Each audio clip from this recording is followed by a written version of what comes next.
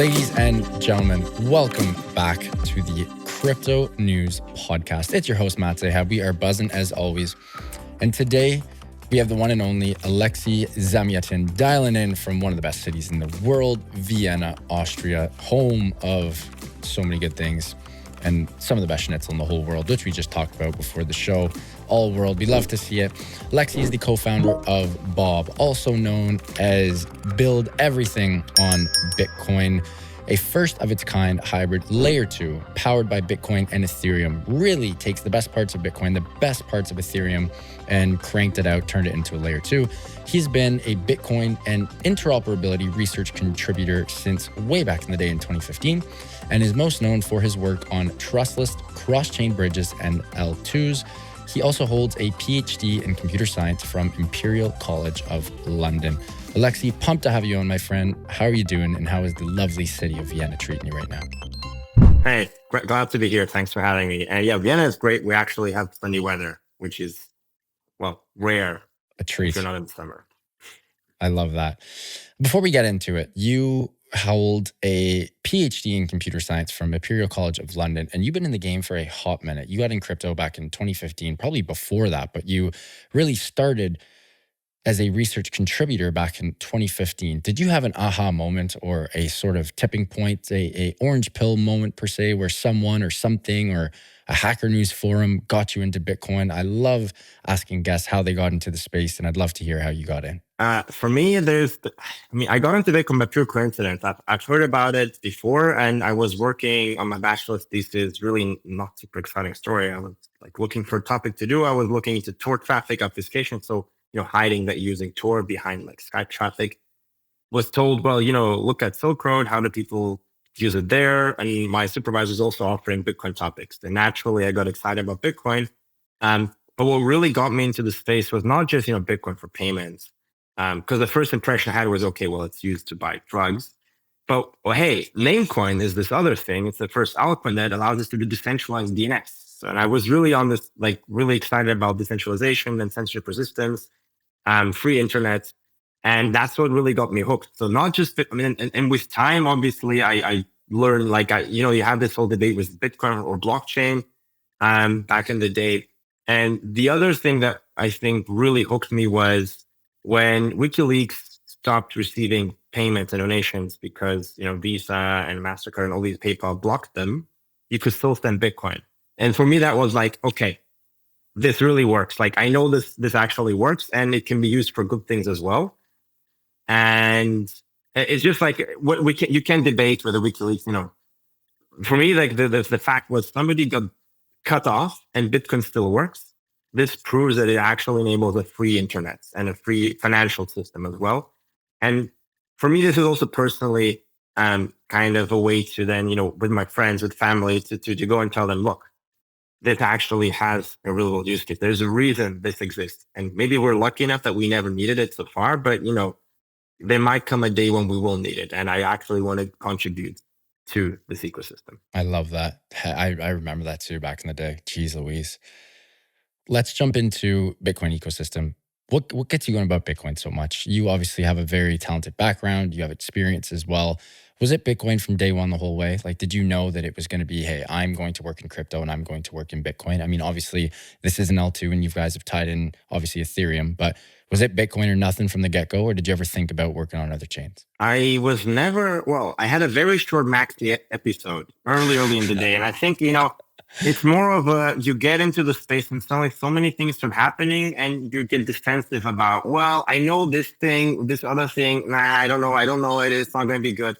And when Ethereum launched, that's a lesson. That's what, kicked that maximalism out of me. Ethereum was launching and, the EVM, it's not the most well-designed virtual machine. And, this whole debate on the technical side.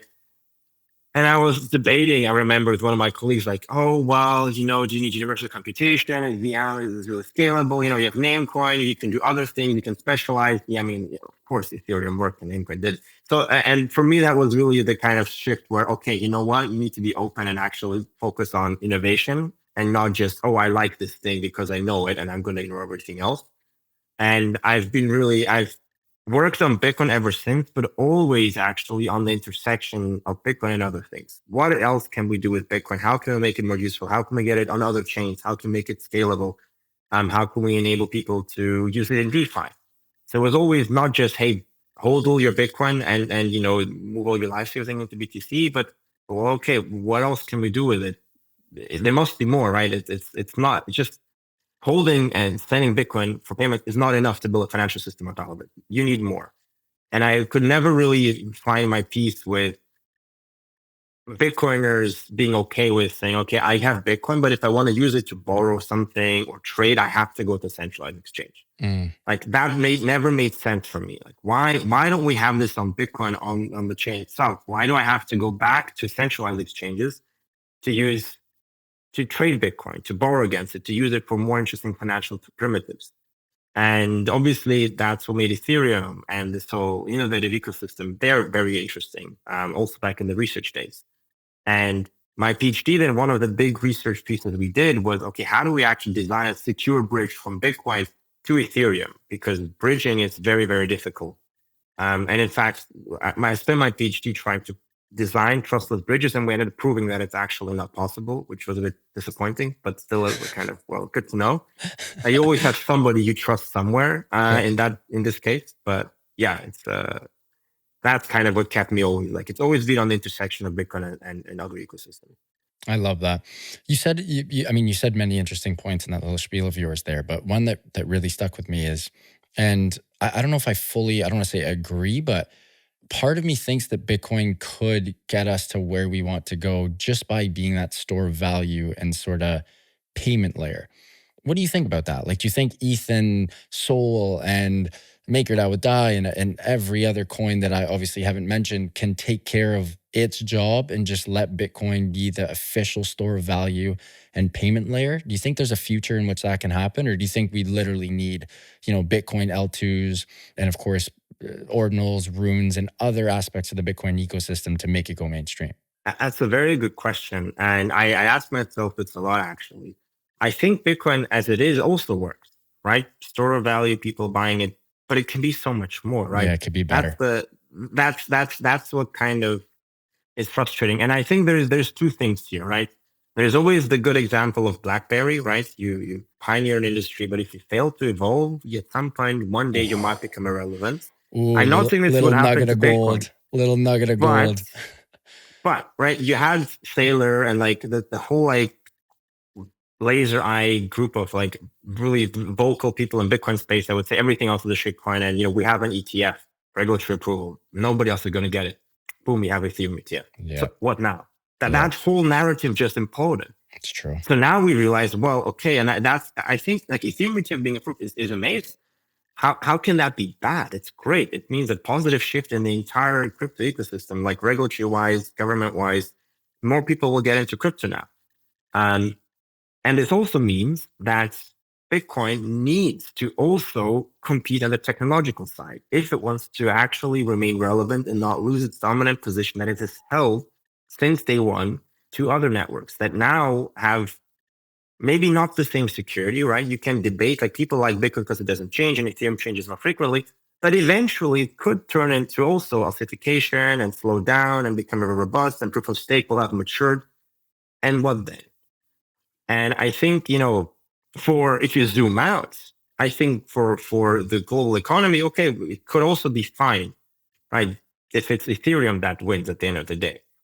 The reason I think that but you don't want to have all your eggs in one basket. That's one. Of course. And the other point is that the one thing that Bitcoin has that maybe Ethereum can get close to, but one thing that Bitcoin has, and I bought an iPhone recently. So what did Apple do? Right. It's spent billions of dollars so that when you see this Apple brand, you recognize what it stands for and what it is. Bitcoin already has that.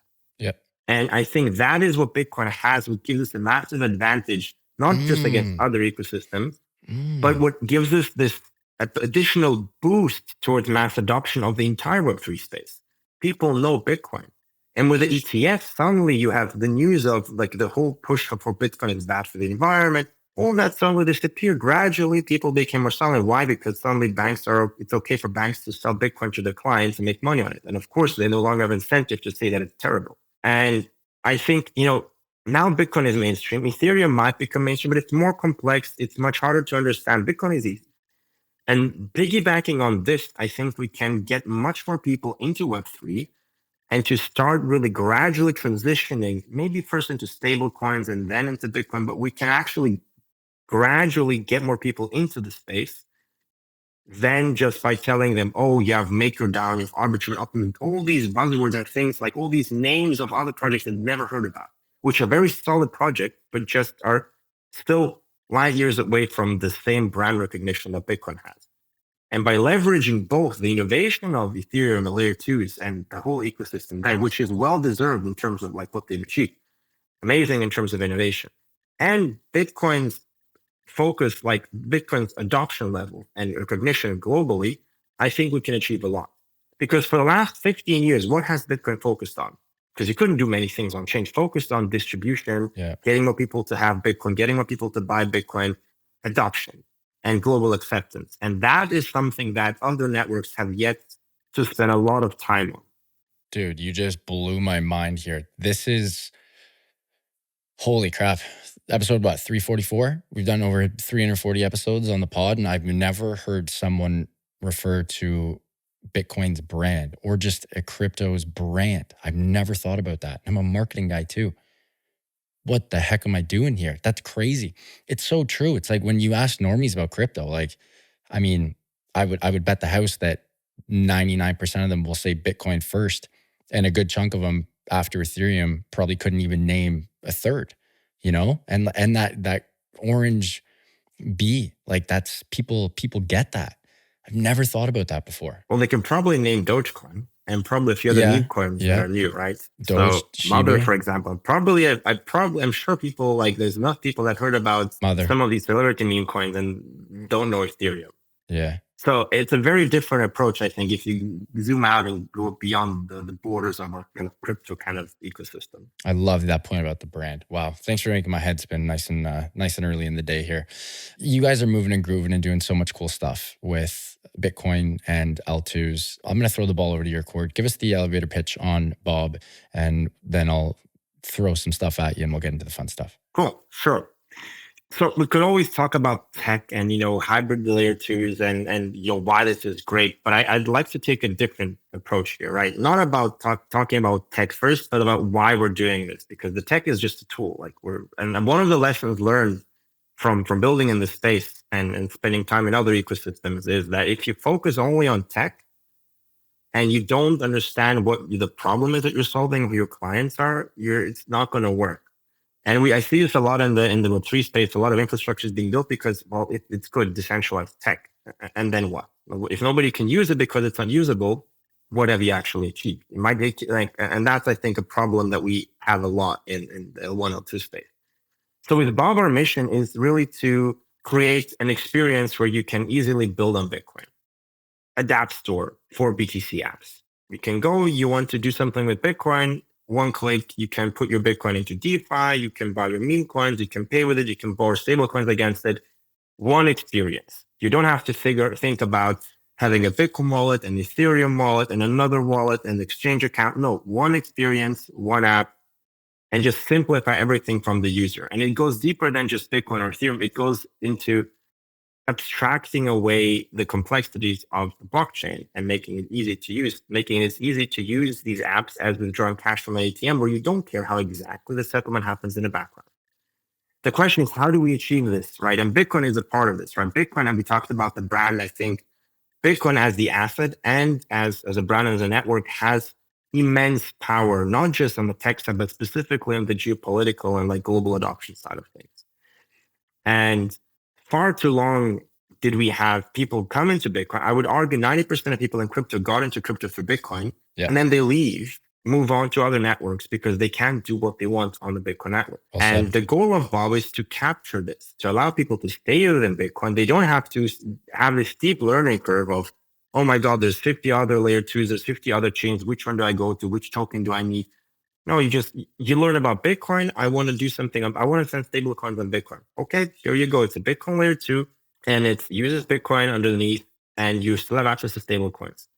And you don't need to worry about 50 other tokens if you don't want to. And if we now dig deeper into how we're approaching, why did we choose to build Bob as a hybrid? It's all about the three problems that you need to solve when you're building a Bitcoin layer 2, right? You need to solve the Bitcoin problem, which is obviously, well, how do we connect to Bitcoin? How do we allow people to put BTC into our layer 2 and get it out securely? How do we make sure that that's easy to use but still secure? And how do we inherit Bitcoin security? Which at first glance might not matter a lot, but it matters because the network, if you have millions of users, it has to be secure and robust. And that's where Bitcoin security becomes relevant. But that's only one of the three problems. And then there's two more. There is the ecosystem problem and the liquidity problem. The ecosystem problem is all about, well, a layer 2 is a platform. And in fact, you could say it's an app store, it's a marketplace. Or you could take it a step further. It's a software as a service business. You're providing software blockchain as a service for apps to deploy the products. If their apps aren't successful, you're not successful. So you have to treat your apps and your projects as your clients and make sure that they can go to market fast, that they have all the infrastructure they need.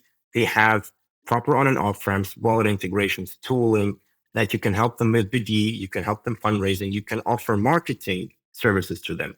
Our marketing strategy on Bob is not saying Bob is the best and look how fancy our tech is. No, it's, hey, look, we have all these cool teams that are doing so many cool things on Bob, because that's what really matters to us. You're empowering them. And I think I've been on the other side. We've been on this other side on the receiving end where we built an ecosystem which only talked about tech and not about its projects and did not provide this level of support. And it just doesn't work. And then the third, the liquidity problem, is also often overlooked. You can have the best Bitcoin bridge. You can have great ecosystem so you can take the EVM, you can find a way to bridge Bitcoin that people are happy with.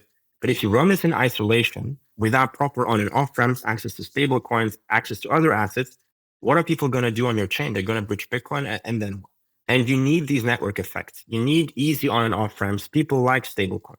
If you don't accept that, if you really are focused on Bitcoin only, it's not going to work. The market spoke already, right? They want stable coins. They want access to meme coins. They want access to other assets, easy on and off ramps. How are you going to get retail users onto your chain if you can't get the degens like that are willing to go through bridges and so on and like through different exchanges?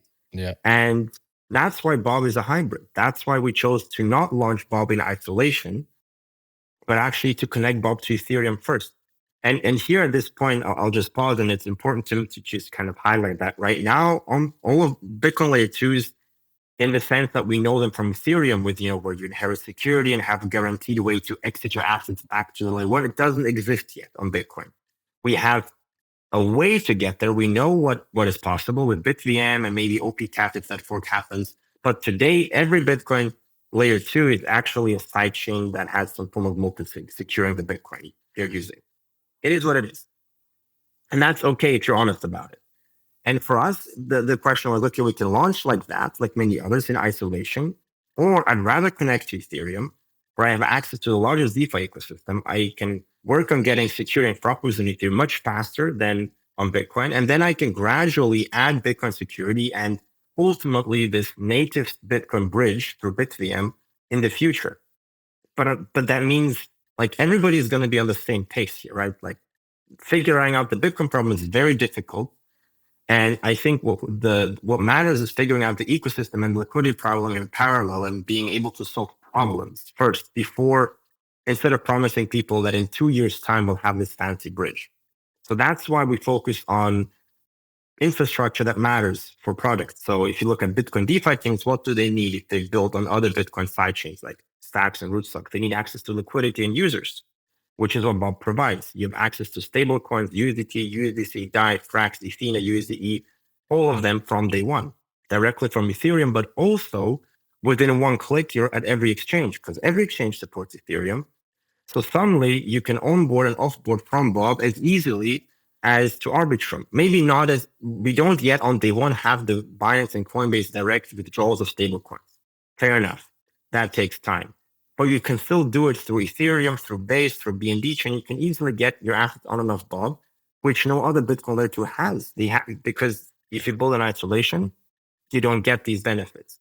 And the other reason why we chose to be a hybrid is if we want to, like, who are we actually competing with? We're competing against other Bitcoin layer 2s, sure, but actually, if you think on a grander scale, we're competing against the Arbitrums and the Polygons, the well-established Ethereum sidechains and rollups. How so? And if you want to compete, well, because you compete for users. Yes, it's still the fight going on between Bitcoin and Ethereum, and ultimately users don't care. They'll go trade wherever they want, wherever they get the best. So it's best just rate. Users as a whole. Exactly. Gotcha. And the question is, who's going to win the race, right? There is an arms race between Bitcoin and Ethereum going on. Ethereum is ahead with all these layer twos. Bitcoin is just starting. And the question, if Ethereum is here and Bitcoin is here, and you start from scratch and you don't plug in and try to get what Ethereum already has, you're never going to overtake it. And that's why with Bob, we have the EVM with best-in-class tooling, but we also have access to all the assets. It's super easy for every ETH app to deploy to Bob as part of their ETL2 strategy now, because, hey, I can decide between all these ETL2s, but here's Bob that specializes on Bitcoin, has Bitcoin tooling, and will have Bitcoin security in the near future. Okay, that makes sense because it opens up the doors for an entirely new ecosystem. And look, a final thought here is if you want to compete with Ethereum, you have to start on the same level. Otherwise, how are you ever going to compete against that ecosystem? Well said. And if you want to get ETH users back to Bitcoin, we need to give them a way to use the same tooling and take away the steep learning curve and give them a way to gradually ease back into Bitcoin, start using it, have easy access to runes, ordinals, BRCs. And that's what Bob is all about. And that's this hybrid vision of uniting the infrastructure, Bitcoin, the asset, the new stuff, the Bitcoin assets that we have with ordinals, runes, making it easy for ETH users to access those, but at the same time allow ETH users to deploy the Bitcoin in a way that they're used to doing with ETH DeFi assets. But again, unify the experience.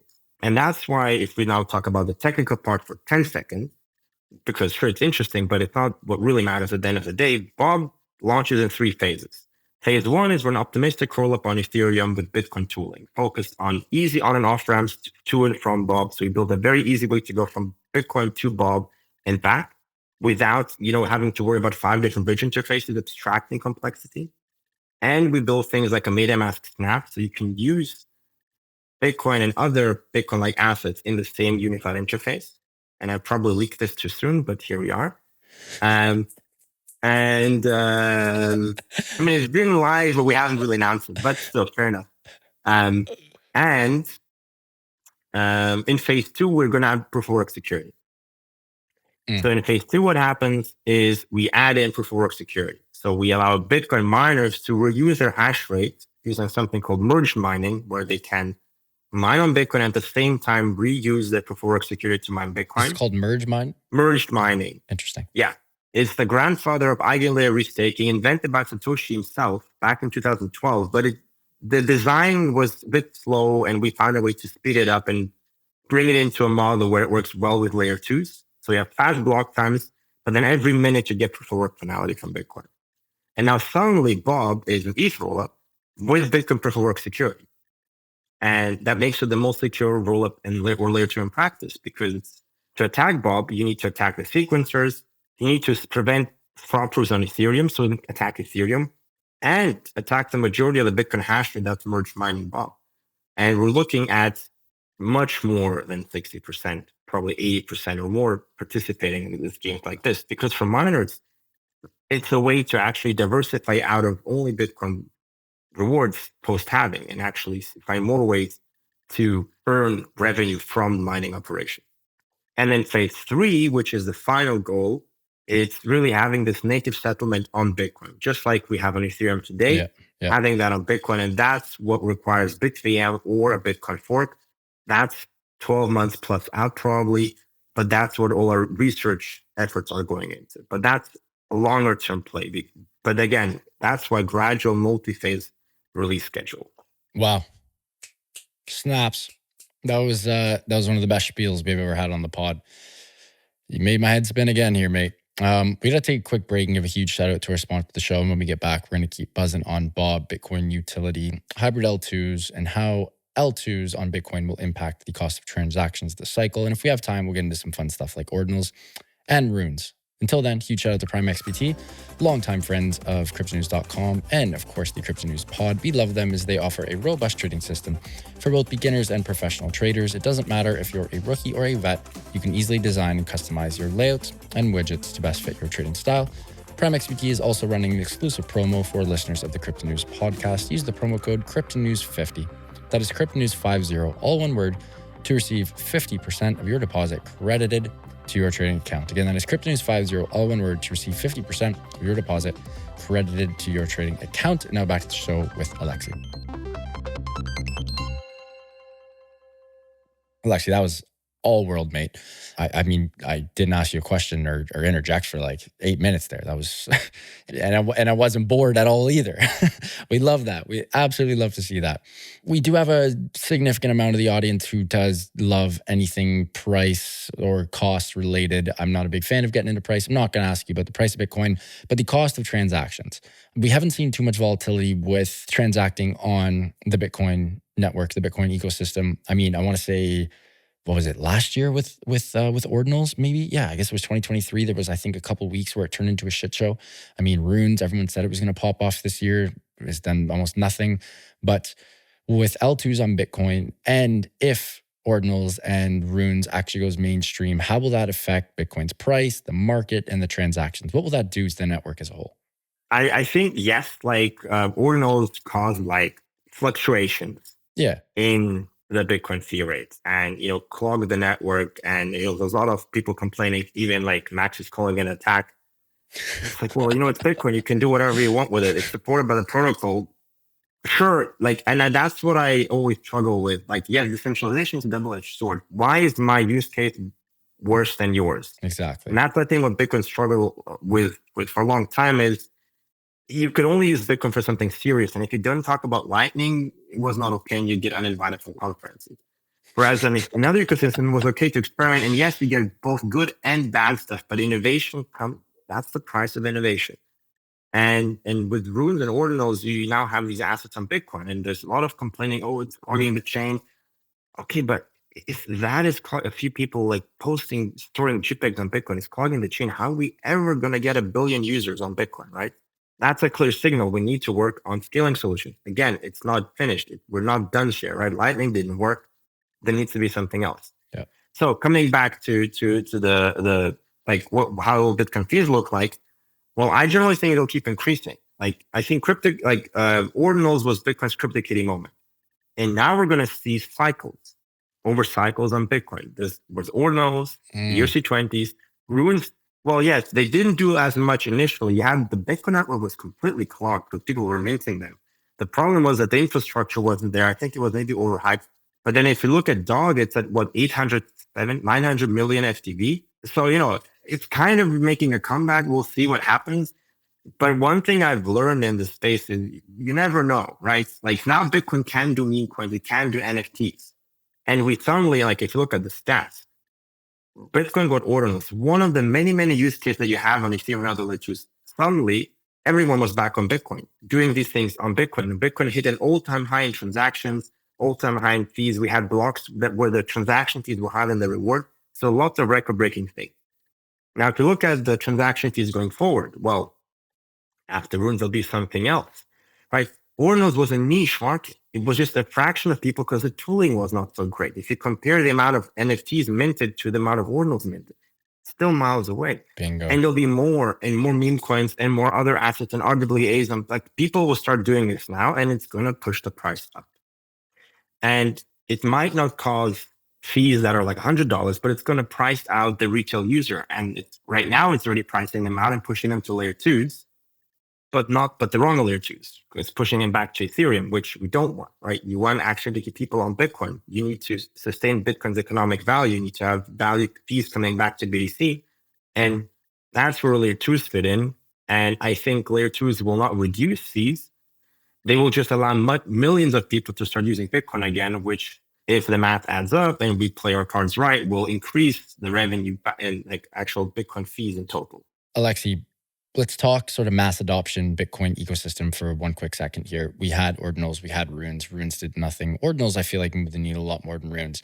Do we have another application, product, service, insert whatever word you want to call it, coming out over the next year, couple months, whatever it may be, that the Bitcoin ecosystem can look forward to and potentially have that, another Ordinals moment, like you said, which was the first sort of CryptoKitty moment for Bitcoin? Anything popping off over the next little bit that the Bitcoin folks can look forward to? What I think personally is that we might use some more fun stuff on Bitcoin, But my bet will be that you'll see more things moving to layer twos that are building on the Bitcoin side or on the intersection with Bitcoin and other ecosystems. And, if I look at, if you look at Ethereum, what came after, CryptoKitties and so on, and ICOs, well, at some point you had DeFi summer. Well, naturally, I would expect that and you already see this happening, right? You see like big people starting to earn yield on the Bitcoin. And we've seen just, with Merlin and if you like, including Bob and other of these early layer twos, first movers, you've seen like people realize I can earn yield on my Bitcoin. And a lot of these institutional players, a lot of whales, old Bitcoin OGs that used not to do that or used on like centralized platforms, I think they tasted blood. Like this is possible now. Yeah. And maybe it's not. And then, of course, the question is how, and it might be like not as decentralized as on Ethereum where you have it natively, but it's possible. And what I think we'll see is more Bitcoin moving into DeFi or like restaking. People are starting to look for yield on the Bitcoin, be it like staking products like with Babylon or using it in an Athena vault with Sol. Or like using these then LSTs on things like Bob, where you can then earn additional yield from DeFi. You can actually build more interesting products. I would bet that that's what we're going to see. And it's maybe not as interesting as directly on the layer one, because most Bitcoin layer twos don't pay any fees to Bitcoin yet. But I think it's going to happen anyway. In terms of the layer one, what I'm personally excited about is things like probably more exotic products. So maybe block space options. So really trying to have people bet on the Bitcoin fee market, offering products like this, Bitcoin gas tokens. That's fun. And hopefully some form of parent protocols. But again, I just don't think a lot of these things will happen on L1 because L2s are so much easier to build on. It's way better. No, you're totally right. I think of my friends who have traveled I've been to El Salvador, been to Costa Rica a couple of times. Even when I was in Costa Rica in 2022, I remember one shop in Tamarindo, they accepted Bitcoin. I didn't use it. I gave them local currency or USD, whatever it was. I mean, probably paid on credit card, but they accepted Bitcoin. Obviously you have Bitcoin Beach in El Salvador, a lot of countries in Latin America, a lot of shops in Buenos Aires, Argentina are accepting it as well because their currency is such dog shit. And I'm not being rude. They would agree it's dog shit.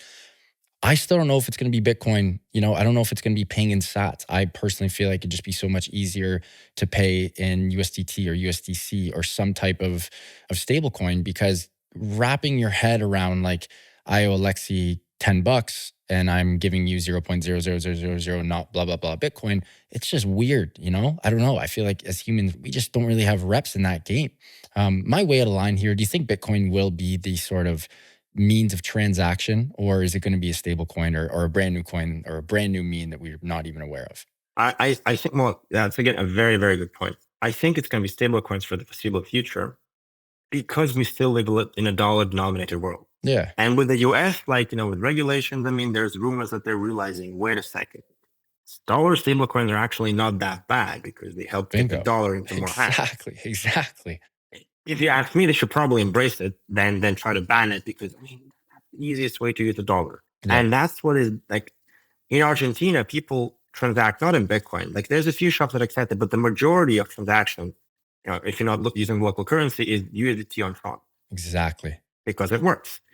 But Tron was there first, and they were first mover and first to adopt, and they're leading in fees, right? They're secretly, silently leading in fees because people transact in stablecoin. That's real world adoption. And if you look at how much fees they make per month, it's $70 to $90 million, right? Whoa. And that's what you get if you get adoption in some of these countries, right? And it's super early still. That's what Tron makes per month on fees? It's on chain. Yes. So that's basically where, I mean, I don't know what it was last month, but the last few months, 70 to 80, sometimes $90 million on fees. Why? Because they managed to be first and offer people a product that they wanted. And it's still, it's still not optimal. You have to, there's some friction there to, it's electronic wallet. You can build a much better product. But I still think stablecoins will be first. But I think our mission, and my personal mission, is to build a system that would support an alternative, a neutral global currency, a globally neutral digital asset that, God forbid, something goes wrong. And I personally, I'm like, people like say, oh, like de-dollarization and, Bitcoin will be, hyper Bitcoinization. And I'm just like, I'm not sure what you're wishing upon the world, because I don't think that's going to be a peaceful process. I'm rather scared what has to happen for us to stop using the dollar completely to switch to Bitcoin. That's going to be World War III. I don't wish that to happen. And that's scary. But you have what I think our goal should be is build a robust financial system on top of Bitcoin that would support that. In countries and legislations where you cannot rely on the local currency, you cannot get access to the dollar for some reason, you have to fall back to Bitcoin. And if we manage to support hundreds of millions of users on Bitcoin, and it's a good fallback system, and maybe 10% of the global population use it for 10% of their day-to-day transactions, we won. Because you have a system that works, you can use Bitcoin for payments and like remittance and cross-border transactions, and people can't fall back to it. And then if we ever have to, we have a system that will support that. And I think we should not be trying to, because it's very different. There's one problem is producting technology and like making it easy enough to use scaling. And then the other one is more political. And I personally don't want to dabble in the politics there, because I'm rather scared of what has to happen for us suddenly to have to switch to Bitcoin. Yeah, that's World War III. If the people like us who have Bitcoin, and I wouldn't even put me in that basket, but the world's done. Like if Bitcoin's worth $1 million, there's not going to be anything to buy anyway. So c'est la vie. Alexei, you were on fire today. This was an absolute treat. I learned so much, and you made my head absolutely spin. You put me in the blender. You put me in the washing machine and took me for a spin. And I really appreciate this. Definitely got some homework to do. Before we let you go, can you please let our listeners know where they can find you personally and Bob online and on socials? The best way to find us is on gobob.xyz. gobob.xyz, and then that's the website. You'll find all the information. You'll find how to get started with building. You'll find links to all the apps, the ecosystem, how to get started with also our ecosystem campaign, where you can actually participate in using different apps and actually get rewarded for that. There's ecosystem programs of partners, and there is obviously what we're trying to do is get people to experiment with different apps, test new things out, and invite builders who want to build on Bitcoin, build cool new stuff. To get started, reach out to us, and we'll do our best to get you to market as quickly as possible. And what about you personally? Well, I'm usually Europe-based, but next you'll probably see me, depending on the timing of this podcast, released probably at EthCC, and then in Bitcoin Nashville, and after that, probably in Singapore for Token 2040. And that will be the next big event that Bob will be present at. And yeah, definitely also look forward to meeting people in person. Electric. What an episode. Lexi, appreciate your time, mate. Can't wait for round 2 and love what you and the team are doing. You guys are working magic and making shit happen on Bitcoin L2. So love to see it. Thanks for coming on. Can't wait for the next one. Thanks for having me. Folks, what an episode with Alexei Zamyatin, co-founder of Bob. Folks, he absolutely dropped the noise and the heat today. Everything Bitcoin ecosystem, hybrid layer 2s, Bitcoin's brand, which I've never even thought of before. Its recognizability, Ordinals, runes, you name it, we touched it. Huge shout out to Alexei and the team for making this happen. If you guys enjoyed this one, I hope you did. Please do subscribe. It would mean the world to my team and I. Speaking of the team, love you guys. Thank you so much for everything. As always, Eustace, you are the man. And back to the listeners, love you guys. Keep on growing those bags and keep on staying healthy, wealthy, and happy. Bye for now, and we'll talk soon.